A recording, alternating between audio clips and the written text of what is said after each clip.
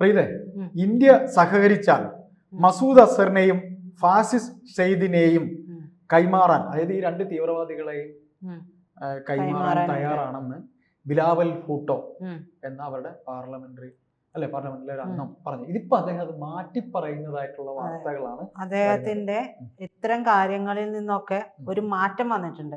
മുമ്പ് പറഞ്ഞിരുന്നതല്ല ഇപ്പൊ പറയുന്നത്. അതായത് നമ്മൾ പറയില്ല, അടി കിട്ടിക്കഴിയുമ്പോൾ പഠിക്കുന്ന ചിലരുണ്ട്. അടി കിട്ടണ വരെ പഠിക്കൂല, എത്ര പറഞ്ഞാലും പഠിക്കൂല.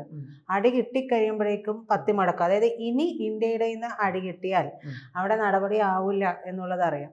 നേരത്തെ തന്നെ നമുക്കറിയാം. മുൻപ് എന്താണ് പറഞ്ഞത്, നമ്മൾ ആ സിന്ധു നദീജല കരാറ് പറഞ്ഞതിന് ശേഷം, അത് നിലവിൽ വന്നതിന് ശേഷം പറഞ്ഞത് ഭയങ്കര ദേഷ്യത്തിലൊക്കെയാണ് മൂപ്പര് തട്ടിവിട്ടത്. അതായത് സിന്ധു നമ്മുടേതാണ്, അത് നമ്മുടേതായി തന്നെ തുടരുമെന്നും ഞാൻ ഇന്ത്യയോട് പറയാൻ ആഗ്രഹിക്കുകയാണ്. ഒന്നുകിൽ ഈ സിന്ധുവിൽ വെള്ളമൊഴുകും, അല്ലെങ്കിൽ അവരുടെ രക്തം ഒഴുകും എന്നാണ് പറഞ്ഞത്. രക്തം ഒഴുക്കുന്നില്ലേ എന്നുള്ളതാണ് എനിക്ക് മനസ്സിലാവാത്തത്. രക്തം ഒഴുക്കാൻ എന്താ വല്ല ബുദ്ധിമുട്ടുണ്ടോ? അതെ, അത് പറയുമല്ലോ, സ്വാഭാവികം. സ്വാഭാവികമായിട്ട് അത് പറയണം, അല്ലെങ്കിൽ പിന്നെ ഒരു നാടിന്റെ പ്രധാനമന്ത്രി എന്ന് പറയുന്നതിൽ അർത്ഥമില്ലല്ലോ. അപ്പോൾ ഈ രക്തം ഒഴുക്കാൻ നടന്ന ബിലാവൽ ഭൂട്ടോയ്ക്ക് പെട്ടെന്ന് ഒരു ദിവസം എന്ത് സംഭവിച്ചു? എന്താണ് ഇത്തരത്തിലുള്ള ഞങ്ങളുടെ ഭീകരന്മാരെയൊക്കെ വിട്ടുതരാം എന്നൊക്കെ പറയുന്നത്? അതിന് പിന്നിലും പല കാരണങ്ങളൊക്കെ ഉണ്ടാവും. അപ്പൊ ഇപ്പോ ഈ ഒരു അവസ്ഥയ്ക്ക് പിന്നിൽ ഒരു പക്ഷേ പാകിസ്ഥാന്റെ മിലിറ്ററി പൊളിറ്റിക്കൽ ലീഡർഷിപ്പ് തന്നെയാണോ എന്നുള്ളത് നമുക്ക് ചിന്തിക്കണം. കാരണം എന്താ വെച്ചിട്ടുണ്ടെങ്കിൽ അവിടെ കൊടും വരൾച്ചയാണ്. അവിടുത്തെ പരിപാടികളൊന്നും നടക്കണില്ല. കാർഷികമായി ബന്ധപ്പെട്ട ഒന്നും കിട്ടുന്നില്ല. അന്നം മുട്ടുന്ന ഒരവസ്ഥയാണ്. കാർഷികമായിട്ടുള്ള വിളകൾ വന്നാലല്ലേ ഇതൊക്കെ നടക്കുള്ളൂ. അപ്പൊ മാത്രമല്ല, ഈ കാർഷിക വിപണി ഇല്ലാതെയാവുക എന്ന് പറയുമ്പോൾ ഒരു രാജ്യത്തിന്റെ നൊടിയുന്ന ഒരു അവസ്ഥ കൂടിയാണ്. അപ്പൊ ആ ഒരു രീതിയിൽ പലതവണ പല രീതിയിലൊക്കെ ആയിട്ട് പറഞ്ഞു, നമുക്ക് സംസാരിക്കാന്നേ, വരൂ PM വരൂ, മോദി വരൂ, നമുക്ക് സംസാരിക്കാന്ന് പറഞ്ഞു. അപ്പൊ മോദി പറഞ്ഞ അതൊക്കെ നിന്റെ മടക്കി പോക്കറ്റിൽ ഇട്ടാൽ മതി, 8 മടക്കി നിന്റെ പോക്കറ്റിൽ ഇട്ടാൽ മതി. കാരണം ഈ ഭീകരത എന്ന് പറയുന്ന സംഭവം കൊണ്ട് നീയൊക്കെ നടക്കുന്നിടത്തോളം കാലം നമ്മൾ അവിടെ ചർച്ചയ്ക്ക് വരാൻ പോണില്ല. അതിനെ ഓടിക്കാൻ നോക്ക്. അത് മാറ്റിയിട്ടിട്ട് നിങ്ങൾ സംസാരിക്കാൻ പോ. നമുക്ക് സംസാരിക്കാന്നുള്ളതാണ് നിലപാട്. ആ നിലപാടിൽ എന്ത് തെറ്റാണ് ഉള്ളത്? ഇവിടുത്തെ ചില സുഡാപ്പികൾക്കും ചില നേതാക്കൾക്കും ഒക്കെ അങ്ങോട്ട് പാകിസ്ഥാനിൽ അങ്ങനെയാണേ, പാകിസ്ഥാനിൽ ഇങ്ങനെയാണേ എന്ന് പറഞ്ഞ് നെഞ്ചു പൊട്ടി നിലവിളിക്കുകയാണ്. ആ നെഞ്ചു പൊട്ടുന്നത് എന്തിനാന്ന് മനസ്സിലാവില്ല. അവനവന്റെ നാട്ടിൽ കയറി ഒന്ന് അടിച്ച് നിരപരാധികളുടെ ജീവനും കൊണ്ട് പോയവന്മാർക്ക് വേണ്ടിയിട്ടാണ് ഈ നിലവിളിക്കുന്നത്. വേറൊരു കാര്യമുണ്ട്, ഇത്രയും സ്നേഹം കൊടുക്കുന്ന മറ്റൊരു രാജ്യക്കാരുണ്ടോ എന്നുള്ളത് പാകിസ്ഥാനും ചിന്തിക്കണം. കാരണം നമ്മുടെ നാട്ടിൽ നിന്നിട്ട്, ഭാരതത്തിൽ നിന്നിട്ട് പാകിസ്ഥാന് വേണ്ടി സംസാരിക്കുന്ന വളരെ മികവുറ്റ നേതാക്കളൊക്കെ ഇവിടെ ഉണ്ട്. കേന്ദ്ര നേതാക്കൾ വരെയുണ്ട്. പാർട്ടിയുടെ അധ്യക്ഷൻ ഒക്കെ ഇത്തരത്തിലാണ്. പ്രതിപക്ഷ നേതാവൊക്കെ ഇത്തരത്തിലാണ്. പാകിസ്ഥാന്റെ കാര്യത്തിൽ ഭയങ്കര അങ്കലാപ്പാണ്, ഉത്സുകതയാണ്. അപ്പൊ അതൊന്നും സഹിക്കാൻ പറ്റുന്നില്ല. അതിനിടയിലാണ് ഭൂട്ടോ വന്നിട്ട് പറയുന്നത്, ഞങ്ങൾ ഈ ഭീകരന്മാരെയൊക്കെ അങ്ങ് തരാന്ന്, നിങ്ങൾ ഒന്ന് മയപ്പെട്, എന്റെ പൊന്നളിയ നീ ഒന്ന് മയപ്പെട് എന്ന് പറയുന്നത് പോലെയാണ് ഈ പറയുന്നത്. അപ്പോൾ അതാണ് ഞാൻ പറഞ്ഞത്, ഈ കൃഷിയുടെ 90%, പാകിസ്ഥാന്റെ കൃഷിയുടെ 90% നമ്മുടെ ഈ സിന്ധു നദീജലവുമായി ബന്ധപ്പെട്ടിട്ടുള്ളതാണ്.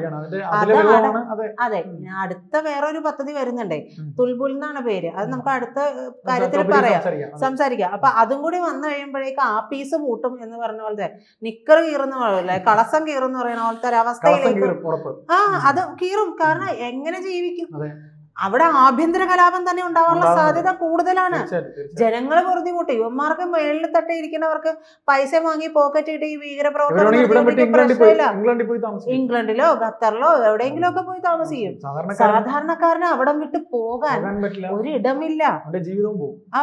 അവിടെ ആകെ ബുദ്ധിമുട്ടല്ലേ, വിലക്കയറ്റം അങ്ങേ അറ്റമാണ്. അപ്പൊ ആ ഒരു അവസ്ഥ നമുക്ക് ഇവിടെ വിലക്കയറ്റം കൊണ്ട് നിൽക്കാൻ പറ്റുള്ളൂ. അപ്പൊ ആ ഒരു അവിടുത്തെ വിലക്കയറ്റം ഒന്ന് ആലോചിച്ച് നോക്കണം. അപ്പൊ അതെ, അപ്പൊ ഈ ജലപ്രവാഹം കുറയുന്നതൊക്കെ പാകിസ്ഥാനിൽ വലിയ രീതിയിലുള്ള ആഭ്യന്തര അസ്വസ്ഥതയും സാമ്പത്തിക പ്രതിസന്ധിയൊക്കെ ഉണ്ടാക്കുന്നുണ്ട്.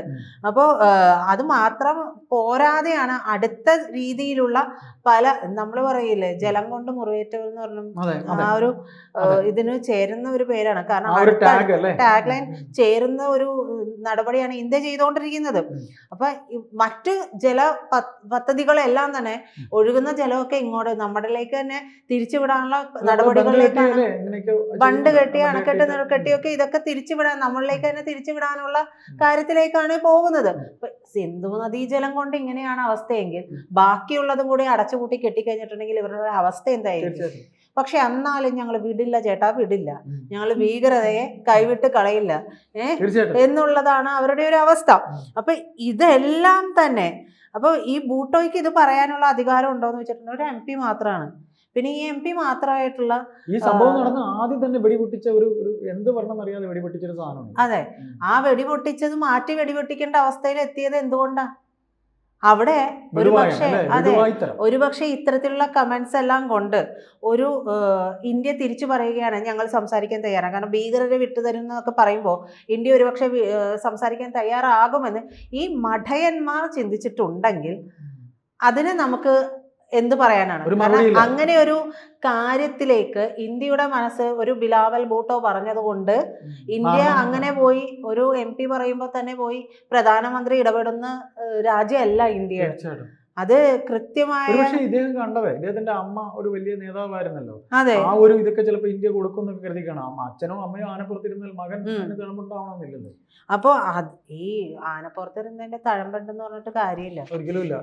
തഴമ്പ് തടവിക്കൊണ്ട് നടക്കാന്ന് മാത്രമേ കാര്യമുള്ളൂ. അല്ല, വെറും ഒരു MP അല്ലേ ഇപ്പൊ സംസാരിച്ചപ്പോ പോലെ? അല്ല, ആ ഒരു MP ഇത്രമേൽ ഇതിനു വേണ്ടി പറയണമെന്ന്, വോയിസിന്റെ അല്ല, ഇത്രയും ഇതിനു വേണ്ടി പറയണമെന്നുണ്ടെങ്കിൽ അയാൾക്ക് പിന്നിൽ നിന്ന് മറ്റാരെങ്കിലും ഈ ഒരു കാര്യങ്ങൾ പറയിപ്പിക്കുന്നതുമായിരിക്കാം.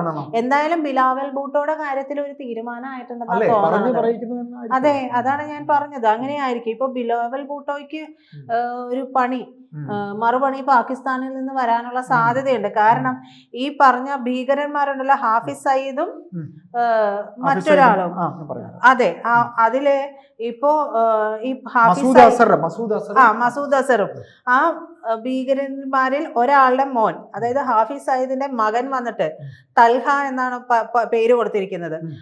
വളരെ നിരാശയിലാണ് പറഞ്ഞത്, എന്റെ അപ്പനെ കൊടുക്കാന്ന് പറയുന്നത് നീ ആരടാ എന്നുള്ള രീതിയിലാണ് ചോദിച്ചിരിക്കുന്നത്. ആ തീരുമാനമൊന്നും നടപടിയാവൂല, ആ തീരുമാനം കൊണ്ട് ഇങ്ങോട്ടേക്ക് വരാന്ന് പറയണ്ട, ഇത് മുഴുവൻ നടത്തുന്നത്, ഭീകരത മുഴുവൻ നടത്തുന്നത് ഇന്ത്യയാണെന്ന്. ഇന്ത്യ ആണ്. അപ്പൊ ഇന്ത്യൻ പൗരന്മാരെ ഇങ്ങോട്ട് വിട്ടുതരാൻ പറയല്ലേ വേണ്ടത്? എന്റെ അപ്പനെ വിട്ടുകൊടുക്കാന്ന് പറയുന്നത് നീ ആരാ എന്ന് ചോദിച്ചിട്ടുണ്ട്. അതായത് ബിലാവൽ ഭൂട്ടോയുടെ കാര്യത്തിൽ ഒരു തീരുമാനമായിട്ടുണ്ട് എന്ന് വേണമെങ്കിൽ നമുക്ക് പറയാം. ഇവന്മാരെ എവിടെ ഇരുന്ന് മറിഞ്ഞിരുന്ന് വെട്ടുന്നു, കൊത്തുന്നു, ഇല്ലാതാക്കുന്നു ഒന്നും നമുക്ക് പറയാൻ പറ്റില്ല. അപ്പൊ അതിന്റെ ഉള്ളിൽ തന്നെ അങ്ങോട്ടും ഇങ്ങോട്ടും കണ്ടുകൂടാത്തവന്മാരുണ്ട്. ആഭ്യന്തര കലാപം ഭയങ്കരമായിട്ടുണ്ട്. അറിയാം. അപ്പൊ ഈ മസൂദ് അസറും ഹാഫിസ് സയ്യിദ് എന്ന് പറഞ്ഞ കൊടികുത്തിയ ഭീകരന്മാരാണല്ലോ. ആ ഭീകരന്മാരിൽ വിട്ടുകൊടുക്കാന്ന് ബിലാവൽ ഭൂട്ടോ പറയുമ്പോ അത് എന്തുകൊണ്ട് അങ്ങനെ പറയുന്നു എന്നുള്ള ചോദ്യമാണ് ഇവിടെ ഹാഫിസ് സയ്യിദിന്റെ മകൻ ഉന്നയിച്ചിരിക്കുന്നത്.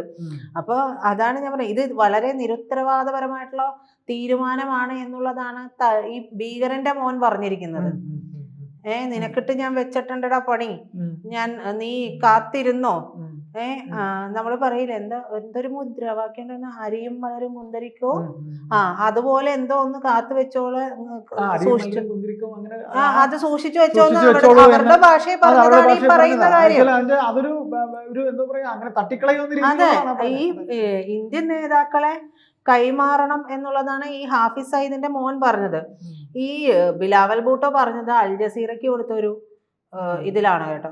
ബിലാവൽ ഭൂട്ടോ വെള്ളിയാഴ്ച അൽ ജസീറയ്ക്ക് കൊടുത്തൊരു ഇന്റർവ്യൂവിലാണ് പറയുന്നത് ഇവരെയൊക്കെ തരണമെന്ന്. ഈ അൽ ജസീറിനെ വിളിച്ചു നിർത്തി പെയ്ഡായിട്ട് ഒരു ഇന്റർവ്യൂ കൊടുത്തതാണോ എന്നൊന്നും പറയില്ല. ജസീറ ഇത്തരം കാര്യങ്ങൾ, അൽ ജസീറയുടെ ഒരു പൊളിറ്റിക്സ് എന്ന് പറയുന്നത് ഇത്തരം കാര്യങ്ങളുടെ ഹമാസുകൾക്കും ഒക്കെ വേണ്ടി നിലവിളിക്കുന്ന ഒരു പത്രമാണ്. അപ്പൊ അവര് പറയുമ്പോ അവരെ ഈ പറയുന്ന പോലെ പെയ്ഡായിട്ട് കൊടുത്ത ഒരു ഇന്റർവ്യൂ ആണോ എന്നൊന്നും നമുക്ക് പറയാൻ പറ്റില്ല. പേടി ന്യൂസ് ആകാനും സാധ്യതയുണ്ട്. അതിനും സാധ്യതയുണ്ട്, നമുക്ക് അറിയില്ല. മേ ബി അതായിരിക്കാം എന്നാണ് ഞാൻ പറയുന്നത്. അപ്പൊ എന്തായാലും ഈ തീരുമാനത്തെ എതിർക്കുമെന്നുള്ളതാണ് തൽവ പറഞ്ഞിരിക്കുന്നത്, ഈ ഹാഫിസ് സയ്യിദിന്റെ മോൻ പറഞ്ഞിരിക്കുന്നത്. അപ്പൊ പോണ വഴിക്ക് വല്ല ചാവേർ ബോംബ് സ്ഫോടനോ അല്ലെങ്കിൽ വല്ല വെടിയോ അല്ലെങ്കിൽ വല്ല മൈനോ പൊട്ടിത്തെറിച്ച ഇതിന്റെ ഒന്നും ഉത്തരവാദിത്തം നമുക്കല്ല എന്ന് മാത്രമേ നമുക്ക് പറയാനുള്ളൂ.